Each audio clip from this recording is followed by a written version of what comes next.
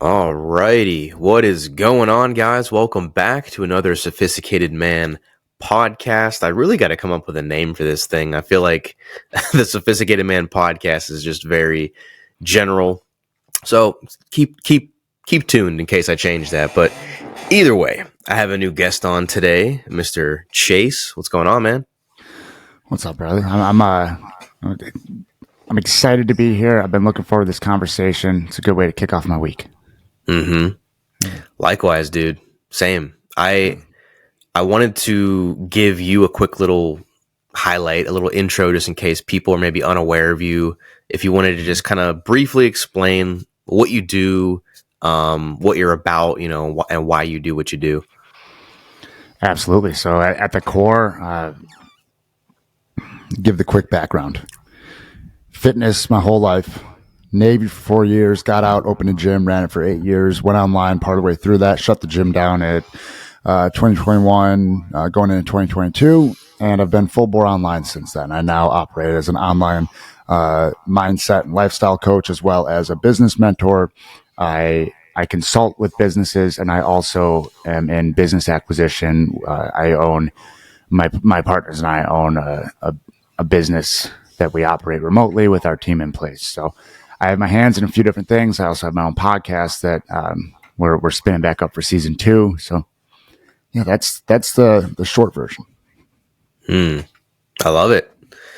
Yeah, and that was one of the things that I had talked to you about previously. For those of you watching, we had a little conversation off camera, and he really got into his core. What I think is the core of your work is unraveling people's stories.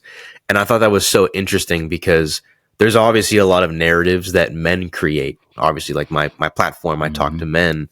A lot of the stories that we create of like, oh, I can't make X amount of money because I'm telling myself a certain thing, or I can't talk to that girl because I think I'm ugly, or I can't start that business, or whatever you want to throw up on that. There's always stories that we make.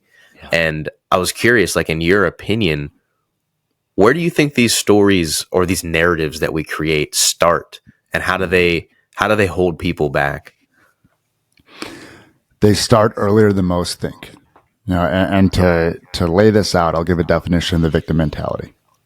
Because the victim mentality is an acquired personality trait where an individual tends to regard themselves as the victim of the negative actions of others, even in the absence of clear evidence.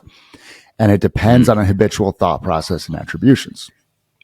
I lay that out there because, like, I have some victim mentality in me. I'm a gangster, and I have the tools to see it come up and put space between my reaction and my response. And that's the work that I do, is helping guys overcome the stories that they're burying, so to speak, with the victim mentality. The victim mentality is an avoidance mechanism of looking within. Those stories that often start in high school, in junior high, all the way back when we were in T-ball and we got hit by a ball and got laughed at. So now we don't want to follow up with our sales leads. That was from a client. Yeah. That's a legitimate, this fear of rejection that's burned into us from this seemingly trivial thing. And we don't realize it's going on until we start getting into these stories, feeling what's going into them, and asking the right questions. That's where I come in. Man, that is such a powerful thing. I don't think enough guys, specifically guys, because we tend to not do this kind of work because it seems very like emotional or wooey, and guys just like we're very averse to that kind of stuff. I literally have had a situation like that. Well, I've had many situations like that, but I had one that I'm thinking of as you were speaking. Was when I was in second grade. I remember I told one of my best friends at the time. I basically told him a secret. I was like, hey, I like this girl, I want to ask her out, etc. But don't tell her, like, don't let her know. And I was, maybe 8 years old. And what does he do as soon as I tell him that? He's like, blurts it out to the whole room. He's like, oh, Tino has a crush on whatever her name was. And she hears it. Everybody hears it. Everybody makes fun of me. The girl that I like was like, ooh, gross. Like, Tino likes me. Like, it's, how kids get. Yeah. And from that point forward, as small as that was in the moment, later on, I started realizing, you know what? I mean, obviously, after the work I did on myself, I was like, I don't actually tell women that I'm interested in about how I feel about them. But it was because of that moment that I was always afraid to do it. So it's like it's crazy how those things happen to us and they influence our adult behavior. Yeah, and it's the words that go into those stories and the words that go into those Yeah. moments. Especially with children, our brains, those open synapses. There's not the filters. So when you say to your friend at 7, 8 years old, "Hey, don't tell so and so," what does the brain hear? Go tell so and so. Tell her. Go tell her that I love her. Yep. So and I would be really curious. This is like high level for a kid, right? And it would be so interesting to go back then and be like, "Hey, keep this to yourself. This is between you and me." And and to your point about guys telling them, "Well, I can't do this because I can't do that." Cool. I mean, we could stare at the reasons that we can't do something, or we could start looking for ways that we can. And there's another whole rabbit hole around the word "because," and you were using it there. Have you heard about this one? I think so. Like when you're attaching "because" to something. Yeah. Have you heard about the original study where they discovered it? Mm-mm. You know what do you remember copy machines? What they are? Like you put a piece of paper in, it spits out the same thing. Like you just print multiple documents from your phone now. You don't need to do it anymore. Used to be, though, they were in this thing called a library, which are still out there too, with these things called books. And this social psychologist, Dr. Ellen Langer, she and her team in the 1980s did this study of going up to people, "Hey, can I use the Xerox? I have 5 pages. Can I make a copy?" And they would ask to cut in line. And 64% of the time they got a yes. Now they started adding reason. "I have 5 pages. Can I make a copy because I need to pick my kids up, because I'm late for work, because I'm late for a meeting?" 96% of the time they got a yes. Now they want to know, is it because of the reason, or is it just because there is a reason? So they start getting really silly with it. "I have 5 pages. Can I make a copy because I need to make a copy?" Was the exact way that they put this. You know how much yes they got this time? 94%. 94%. It only dropped 2%. Still over, like 1.5x from the original. And if we're telling ourselves we can't do something because of a certain aspect of ourselves that we've burned into our brain as being true, or if we tell ourselves we can do something because of something that we decided we're going to start looking at, they're both going to win. Where do we want to aim our vision? Damn.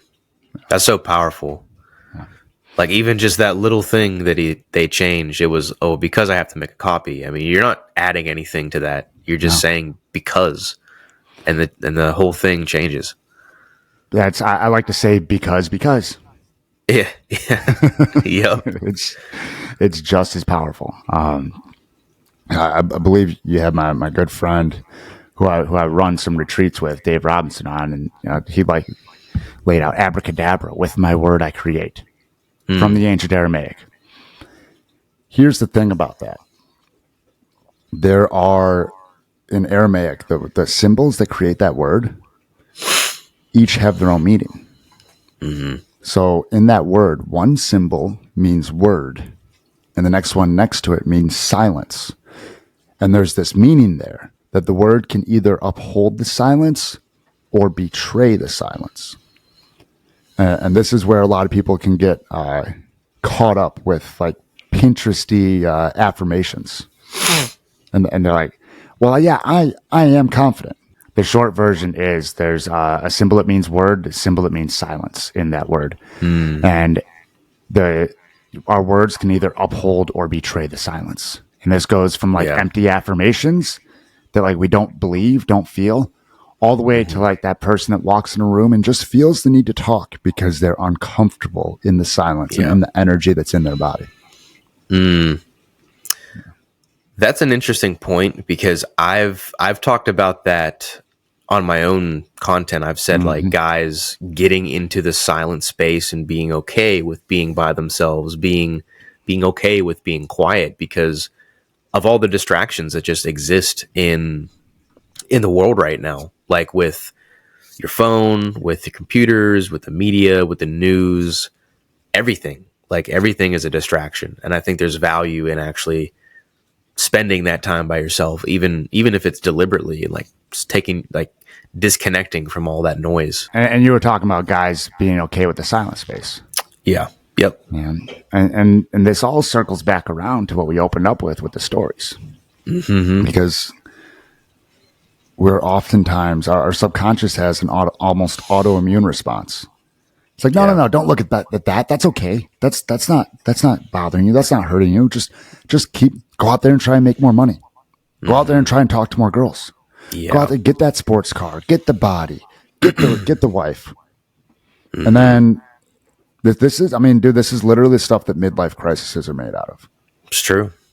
Because you don't pay attention to those stories, and then all of a sudden your kids go off to college. You and your wife aren't these new lovebirds anymore. You've actually grown a little bit further apart because your roles are more delved into parenthood, and you never created that genuine connection beforehand because you never created the connection in yourself. And while that sounds woo to some guys, it's what it is. Mm-hmm. And then the kids go off to college, so you buy a little red Corvette to drown out the noise instead of actually leaning in and asking what it's made of. Man, that's so true. Like the things that we use as coping mechanisms to just run away from whatever pain we're experiencing. I mean, to me, it sounds like it's pain. It's uncomfortable things that we're not fully aware of. Like I know that there's a lot, I'm not going to say too many names, but I can tell, and I'm sure you can too, of there's a lot of creators out there, especially in the men's space, where you can tell they're compensating for a lot of, maybe it's, I don't know, lack of self-awareness. Maybe it's a lack of self-love. Maybe it's a lack of just whatever, something that they're lacking. They compensate for, like, hey, look at my Lamborghini. Hey, look at 10 girls in my arms. Hey, look at my shiny house, my mansion, my staff that I hired. Like, there's all these things that they use and show guys because men are visuals, so we're looking at that like, wow, that guy has it all together. He's amazing. He's my idol. But they don't realize, like, dude, they're struggling with the same things you are. They're just covering it up in different ways. Yeah, and oftentimes the bigger that the perceived success gets, the louder the noise in their head grows, the louder the imposter syndrome grows. It's true. So think, well, maybe the second Lamborghini will cover it up. Well, maybe the Rolls Royce with the driver will cover it up, and it never does. And this is the stuff that, I mean, we're moving past midlife crisis now. This is the stuff deathbed regrets are made out of. Because I'll drop this one. I was asked on one of the early podcasts I was on years back. My good friend now, Joel Cochran, he asked me, Chase, what is the specific hell that you solve? And I this first time getting asked that, and I was like, you know what? This is it. Right here. When you ask a grown-ass man if he knows who he truly is, like if he knows who he is on a soul level, not his job title, not the fact that he's a father or a husband, who he is. And that question stops him dead in the tracks. And he glasses over. I've seen this. Little single tear runs down, and he just whispers quietly, "No." That's a hell to live in right there. And guys don't even know, oftentimes that it's coming around. Oftentimes men don't know that they're not asking themselves that question. They don't know that they're running away from their own authenticity by diving into what other people think will bring them happiness. Spoiler alert, those people aren't happy either, to your point. Yeah. Yep. I couldn't agree more. I think that's to answer that question, because I was thinking about it as you were saying it. I'm like, I feel like my purpose, part of my reason for being here, is to help guys really. Obviously, it's confidence. That's my title is like confidence coach, but really, it's like helping guys figure out like who they truly are to their authentic core, and helping them live the life that they deem as fulfilling, not what the media, what their parents, what their girls or their girlfriend says, like what they actually want. So I think that's so important, because there's literally, I mean, every guy that I work with, to some degree, what we end up working on is some kind of self-awareness practice, or some type of some kind of thing that gets them to understand, oh wow, I didn't know that about myself. And that's what it comes back to, because there's so many things that pull us away from just being like, who am I? What do I actually want? And why do I want that stuff? Why? So you're hitting and dancing around three of my core values, which are awareness, intention, and presence. Mm-hmm. And when men can cultivate those, and they might be like, that might sound feminine, right? Sure. We look at the yin and the yang symbol. There's that feminine in there. We need access to that as men to be able to operate fully. So while I still have you, the question is, what's the keystone to confidence for you? That's a good question. The keystone to confidence, I think for me is, well, I think it boils down to a couple things. Number one being competence. So knowing that I can do something, as in like if I was riding a bike and I never did it before, and then I practiced and then I got better, well, now I know that I can do it. So in that is also self-belief. So belief, competence, and I'll give it I'll round it out with 3. So I'll say the last one is probably I'd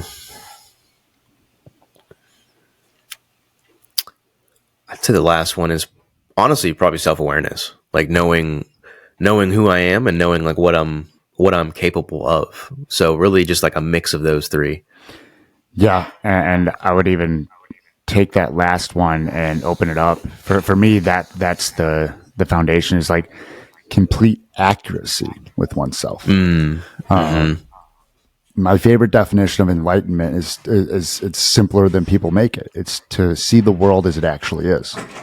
Yeah. And to be able to do that, we first need to be able to see ourselves as we actually are. And once we do that, well, okay, cool, I have opportunities to grow. That's fine. I can see myself accurately, that I can gain the knowledge to do that. I slipped up. That's fine. I can see that I can leave it objectively and take the action there.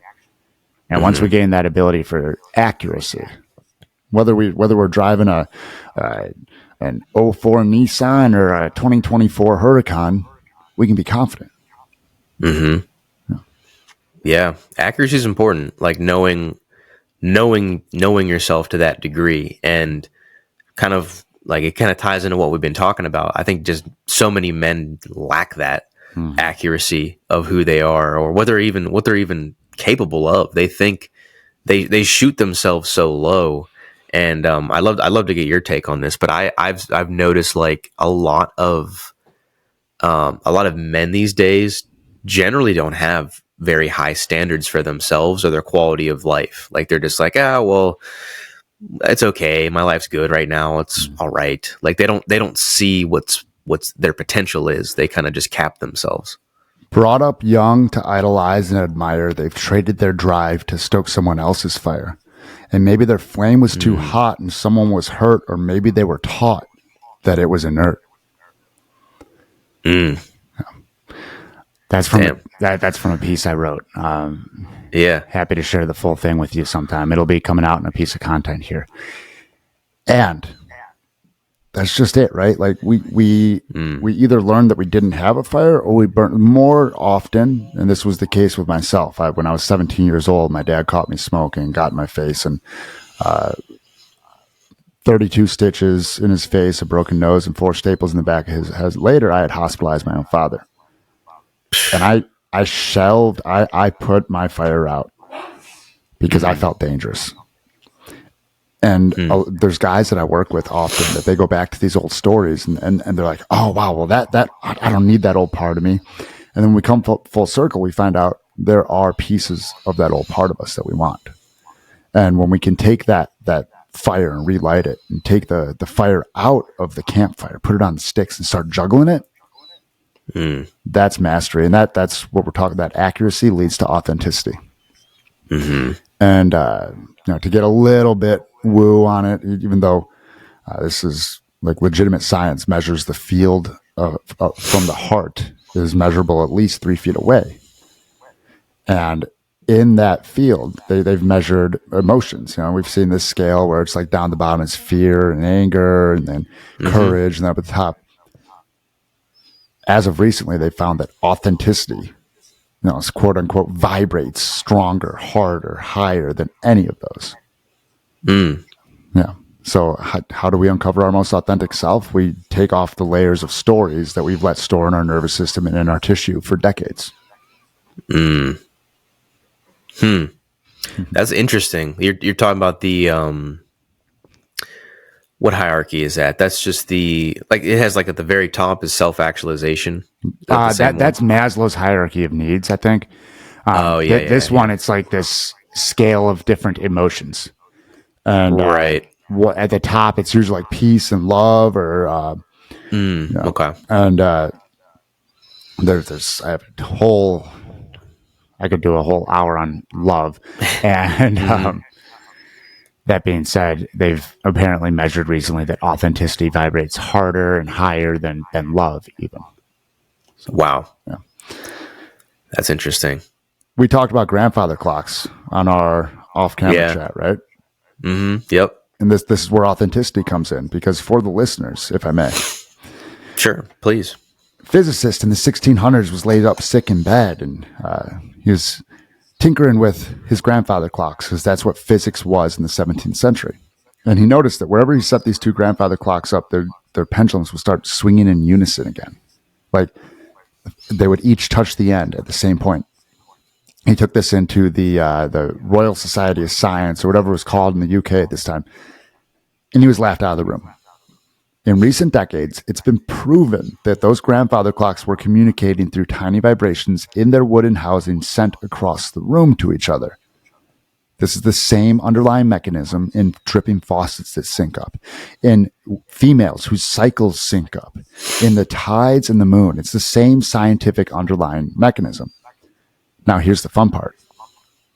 If you walk into a clock shop, if we will, and there's a bunch of grandfather clocks, except one's bigger than the rest, that biggest grandfather clock in the room sets the tone, sets the vibration for the whole room. I like to take this one, though, and couple it with the 3 degrees of influence. Your habits, your actions, your behaviors, your beliefs, your addictions, all of it is contagious to your friends. Here's the potential drawback, is your friends stuff is contagious to you. Unless we become the biggest grandfather clock 3 circles forward and back. Then we can filter what we want to come back into us. Wow. It's like you're being the reactor, not the reactee. You're setting the tone instead of being influenced by what other people or what other things are in your surroundings are showing you. You're being the source of that, that whatever source, the source of that change. Yeah. And I think that's really powerful. Like, if you can, how do you think one can go about doing that? Because I know that there's obviously a lot of steps to it. I think that there's a lot of growth and transformation that needs to take place. But let's say a guy's listening to this and he's like, I hear everything you guys are saying, I resonate with it, but, like, what's, like, the first step? Like, how do I become that grandfather clock, as you put? This is something that I had to do. And I'll talk straight to the guys, and it might get under your skin a little bit. And if it does, good, I'm talking to you. Mm-hmm. Put your own, I know everything, I can figure it out, I'm a man and I can do it, on the shelf, and go talk to somebody who's ahead of you. Somebody who's done it, and admit that they have something that you can learn. And here's the thing. You might have those things inside of you already. And your subconscious is going to block you from asking the right questions. It's going to keep you in your blinders, in your echo chamber. And for them and to do their own work, go on a 45-minute solo walk with no devices. And when you get home, pick up a pen and start writing. And don't stop until the pen stops. Keep writing until the pen stops. See what comes up. I love that, because that's 100% true. Like, especially with the asking for help piece. I mean, they're both critical, but the asking for help piece, I think, is massive, because in this community, there's men are afraid, I think, to do that.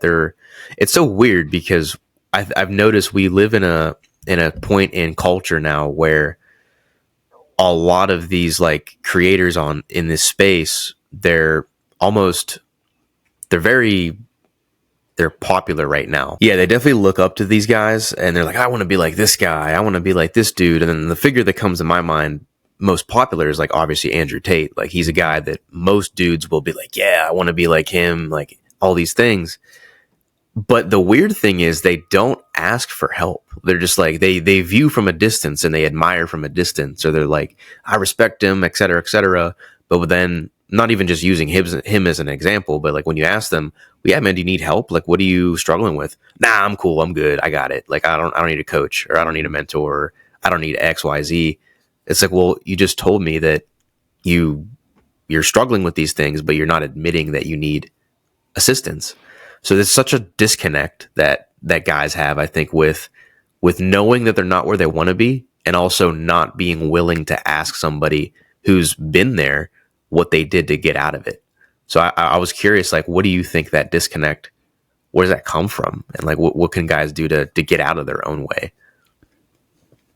Self-worth.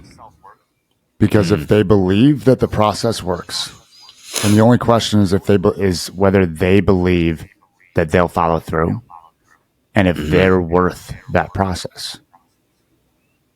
More often, it's guys that, and we're a fickle bunch too, and personal development can seem like, well, yeah, but what's the actual return? Like, is it going to help me make more money? Is it going to help me? Right. It's funny, as I started doing business coaching and business consulting, you know what we end up doing a lot of times? We work personal stuff. Yep. Yeah. Yep. So it all comes back to us. And if you want to be the biggest grandfather clock in the room, if you want to be, the top G, if you want to be that guy, I am that guy. I am him. It comes back to clearing out your own stuff. Like you can play social media is the biggest game of keeping up with the Joneses ever. Yeah. And I'll lay this out there for like the relationship context. A lot of guys out here waiting to find their queen when they have these unrealistic expectations of Photoshop girls, or girls who are selling themselves online. So they put themselves out there as like super, super sexy, and they're really like 8 degrees of crazy in the head. And like, find someone you can grow with. A good partner is going to bring out the pieces of you that make you uncomfortable so you can grow. And I put this, you may have seen, I put a piece out last week. I was like, you're not some evolved being that gets it and is healed, and that's why you're single. You're just scared of getting hurt again, or you don't think you're worth a relationship. Go see what that relationship tells you. And maybe that won't be the one. It'll set you up for the one, though. Yeah. That right there, what you just said, I think is one of the biggest reasons that people are afraid to get into any kind of commitment or relationship, because they're like, well, what if it doesn't work out, or what if this person hurts me? It's like, yeah, probably. I mean, most likely they probably will. Like it might not work out, and you might have to uncover some things about yourself that you didn't know. I had a mentor once that, well, he technically wasn't my mentor, but I learned a lot from his content and his book and stuff. But he said that the biggest way that you can learn about yourself is to get in a relationship with a woman, because she will show you all of the stuff about yourself that you're not aware of. Like it's a mirror. Yeah. She'll show you all of that. I was talking with a guy who wanted me to put some money into a real estate investment one time. And actually, I'll be more honest. I had made the mistake of putting money with the real estate, like through a buddy who was partnered with him. And this project has dragged on. There's been outline things, but the minute that I realized that there may not be the amount of ownership that it sounds like he's given, is when he talked about his past relationships. He goes, yeah, just, a bunch of like, he said something like only talking about the women. Yep. That's a reflection of us, to talk about. A lot of people are like, oh, the 5 people with whom we spend the most time. We are a product of the 5 people we spend the most time. How about this for a change? The 5 people with whom we spend the most time are a direct reflection of us. That's facts too. Yeah. Yep. And that puts the responsibility back on us. If you don't like the room you're in, take a look at how you walked into it. You took the steps to be in there. Yeah. So that's really true, because there is, and I've seen. It's funny that we're talking about this, because I literally just made a video about that kind of that mindset of like, oh well, it was my ex's fault, or it was because of them, it was this and that. It was like, all right, well, who's the common denominator there? Yeah. It's you. Like you're a part of every relationship you've ever had. So it is ownership to look at, what am I doing wrong? Like maybe I'm attracting these kind of people into my life. Like why am I inviting them to, mistreat me or abuse or to belittle me in some way? Like we play a part in that. We're not just victims of circumstance. Like there's a reason for it happening. And the beautiful thing is, like, we can change other people's response to ourselves as long as we're aware of it. 100%, brother. And a lot of people will say, well, oh yeah, life happens, whatever. Like life happens. It's a cool way of shrugging things off. The subconscious finish to that sentence is life happens to me. Yeah. And some of the more like spiritual communities, oh, life happens for me. How about this though? Life happens by me. Because even my reaction to the things that happen to me are by me. When my little brother died suddenly, when my 27-year-old brother died, and it was just a sudden event, my reaction to that was by me. The way that I healed and moved through it was by me. And that's ownership. Damn. Yeah, that's. I'd like to talk about that for a second, just because I think that is such. First of all, like, that's incredible that you were able to move past that, and you were, well, I can't say move past that, but you were able to heal through that, and come out, who you are today. I think that guys, I'm sure there's dudes that are watching this. You see this a lot. Just like a lot of men are suffering in silence. Like they have things that are happening, and number one, they might not know how to deal with it. Number two, they don't know how to talk about it. They don't want to talk about it, and they're really struggling, and they don't know how to find help. How would you say, relating that to your experience going through something like that, like how were you able to really take the ownership of yourself and kind of build yourself back up from all of that? From the start of it, there was one key that helped, and it was breath. When we were in the hospital that day going through it all, and someone starts sobbing, I would walk over to them, I'd hug them, I'd just start breathing deep, slow in and out through my nose. And before you notice it, the sobs turn to just a cry, and then in between the cry, they go, and they get their breath back. Now, besides that, after we left the hospital that night, I was driving home, and I was deep in this work at this point already, and I know I'm like, I need to make this real before any sort of denial or whatever kicks in. And I was driving home, and I go, my little brother died today. I started crying. I was like, I should probably wait till I get home so I can see where I'm driving. And I got home, and I put my hand on the kitchen island, and I said, my little brother died today. And I started crying. And I said it again until within like 4 hours after my little brother's heart stopped beating in the hospital, I could stand there under my own power and evenly say, my little brother died today. Now, that being said, I rose we went over to my parents' house, we hung out. I rose the next morning, and I sobbed in bed. My wife said it felt like I shook the foundation. I dragged myself out of bed, turned the cold shower on, and like literally just like felt like I sat in the shower. I think I was on my feet, but it felt like I was just like sitting down in a cold shower. But there's 2 keys there. 3 keys. 1, breath. 2, ownership, making it real. 3, feeling it all the way through. Joseph Campbell said, any feeling felt all the way through is bliss. And for anybody out there, that may help. Like there's 2 words that I use with a lot of my clients with hairy situations. It happened. Take a big breath. It happened. Take another big breath. It happened. Take another big breath. After 3 times, like, oh, here's the thing though. We do that after we inspect the story. after we go through it and air it out. After we get it up out of our nervous system, up out of our tissue and air it out, then we can own it.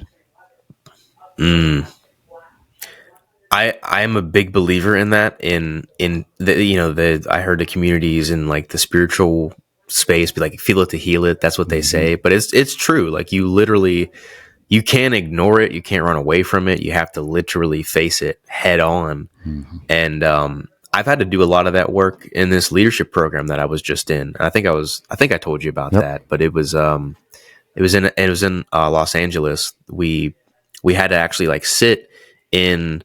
It was almost like a group setting where we talked about just past traumas, like childhood stuff, and a lot of that was obviously bringing up emotions in everybody in the group.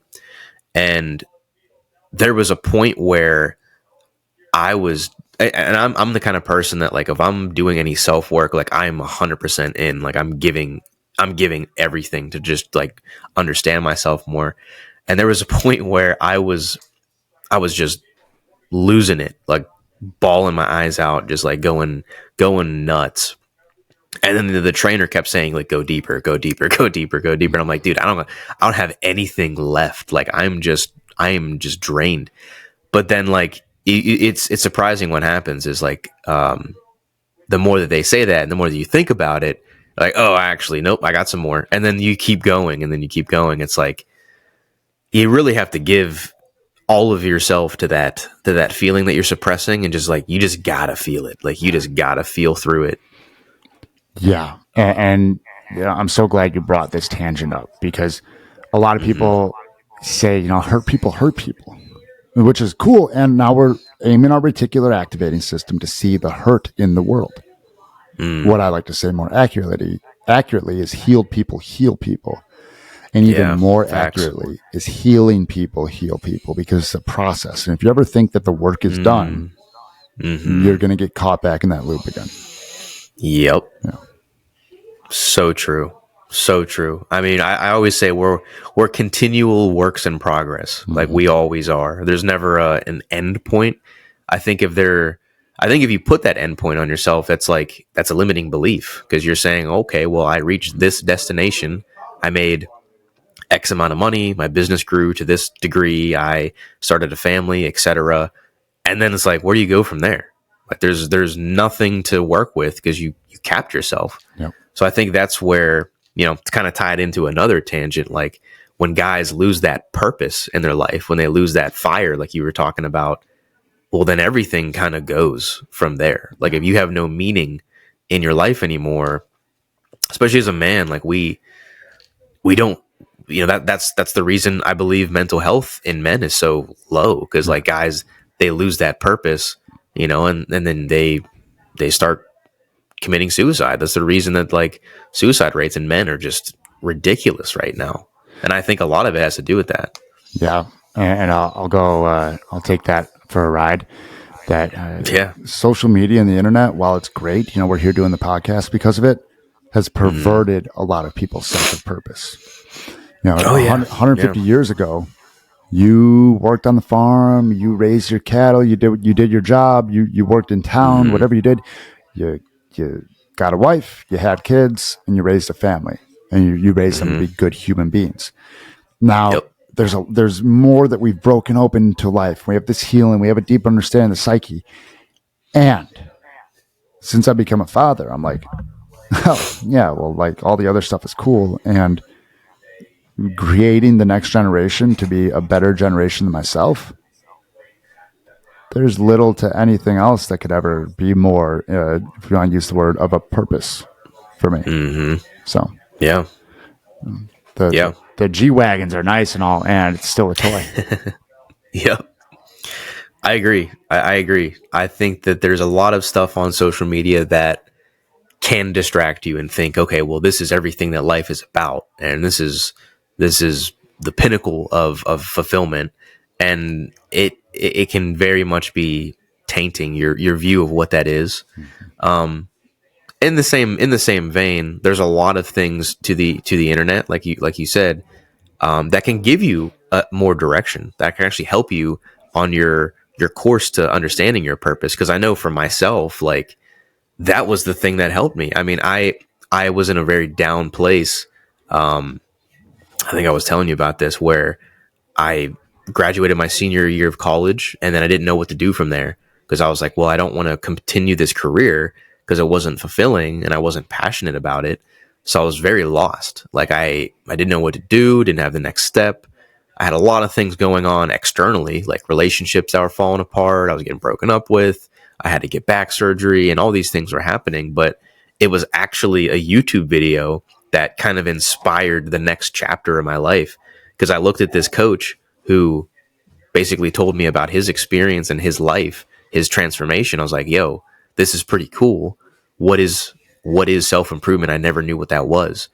And it was that video that kind of like led me down the path that I'm on today. So you can use social media in you know, in a positive way if you're looking for the right things. You just have to filter through all the stuff that's like distracting you from what's important. Yeah. Yeah. Cultivate your algorithm. And if it's filled with a bunch of OnlyFans girls, click the little three dots if you're on Instagram, click the little three dots and hit not interested.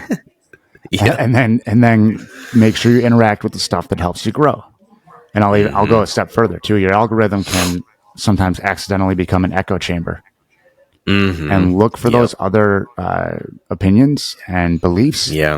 And seek to truly understand where they're coming from. Now, I was asked one time, what's your favorite thing about being a coach? I said, well, if we go by the theory that we are all the universe, God force, source, whatever we want to call it, embodied and seen operating through a different pinhole, looking at life through a different pinhole, then everybody I get to interact with as a coach, I get to see through their perspective through that pinhole. And you can do that on social media. You can do that in any conversation. If you can truly try and grasp where they're coming from, that opens up a whole new layer of life. It's true. I mean, as long as you're trying to understand and not trying to respond, because that's literally where we're at, is people hear and people listen to things just to say, well, yeah, but and then they just want to insert what they believe or insert what they think, which again, there's a time and a place.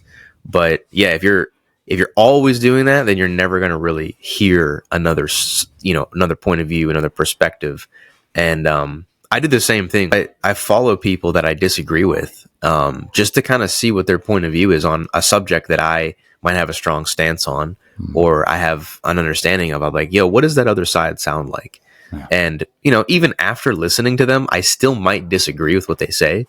But now I'm like, well, I kind of see where you're coming from, though. It might not sway me. Sometimes it does. Yeah.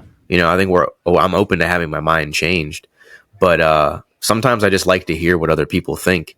And so that way it kind of strengthens your own beliefs if you think about it, because you're like, well, no, I actually really don't see that, but I appreciate what you're saying. It furthers your own belief in something. So I think it's really important to do that. But yeah, man, we definitely, I think we covered a lot. We talked about like self-awareness, purpose. We talked about stories, obviously, perspectives. I mean, there's a whole like boatload of things I think we talked about. Did you have any closing thoughts or anything you wanted to share to kind of like wrap everything up? The levers to move into the life that you want to live are simple, not easy. And it will often take a good mentor or guide will collapse the timeline. You might get there in 10 years, and with a good mentor, you'll get there in 2. Yep. Yeah. That's facts. Yeah. I second that. I second that as well. Like they saying, what is it? If you want to go somewhere fast, go alone. If you want to go somewhere far, go together. Yeah. I love that saying. Heck yeah. Yeah. If people want to check out more of what you're doing, kind of see where, what kind of things you have going on, where can people find you? Instagram's the easiest place at Coach_Chase_Tolleson. That's where I'm the most active. The website needs an update, and that's chasetolleson.com. Also, The Way of the Primal Man is the podcast. We got season 2 dropping. Already got like the first quarter recorded. So yeah, that's that. Solid. Yeah, if you guys want to check it out, I leave everybody's links down below if you guys want to check them out. As far as my stuff goes, you know where to find me: Instagram, TikTok, here on YouTube, as well as if you want to work with me, you know where my links are for that. Obviously, you can look at Chase's website as well. So I'll leave all those links down below. If you like the video, give it a thumbs up. Make sure you comment. Make sure you tell us what you learned, and subscribe if you're new to the channel. If you made it this far, pat yourself on the back, because that was a lot of information to sift through. So definitely go back and run it a couple times, take some notes. I say this all the time, but just really, if you want to absorb what we're saying, you got to go back through it a few times and just refresh your memory, because you're probably going to forget it the first go around. Repetition is the mother of all skill. Absolutely. Appreciate you having me, brother. Of course, man. Appreciate you coming on. I'm looking forward to maybe doing some future episodes with you. Yeah, I'm all for it. Love talking about this stuff. Heck yeah. Same. Cool, man. All right, guys. Well, we're going to get going. Have a good rest of your day, and peace out.